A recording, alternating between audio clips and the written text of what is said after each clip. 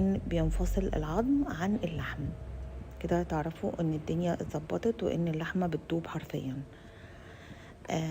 جربوها يا جماعة واعملوا عليها عزومة كمان وبجد هتشرفكم.